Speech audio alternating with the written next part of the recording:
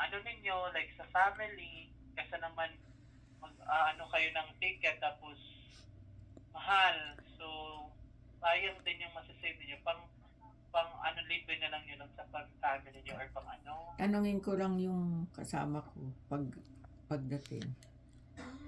Oo, kasi may makikita akong like mga around this I mean mga January mga 3, 4, mga ganyan. Pero 2 months yung stay ninyo.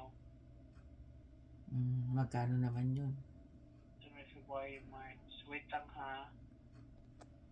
Check po natin.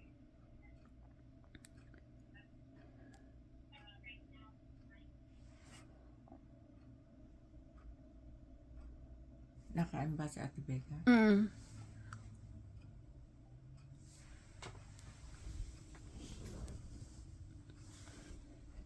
Wait lang po tita ha.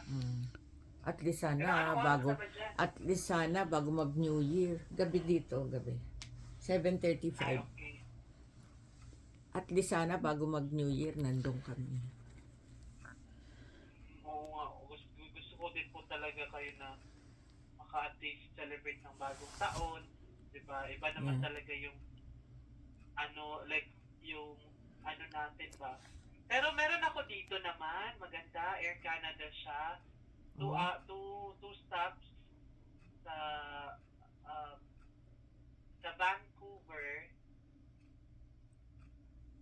at saka sa Thailand yung layover. Oh, sa Thailand ang layover. Oo, sa Thailand International Airport. Ilang oras? Tapos tigwa 1 hour lang po, hindi siya mga long layover. Oo. Wait lang ha. Hindi naman maganda Air Canada. Maganda naman.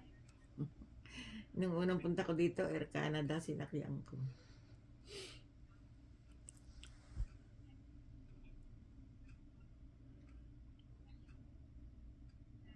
Dalawang beses na ako nakasakay ng Air Canada.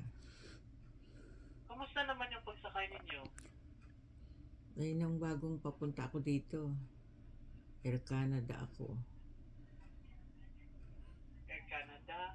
Nalimutan ko na yung matagal na rin eh. Okay naman, kaya lang hindi ganun kaano.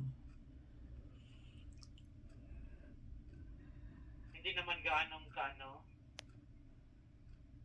Siyempre, nag-aano ka rin sa mga pagkain.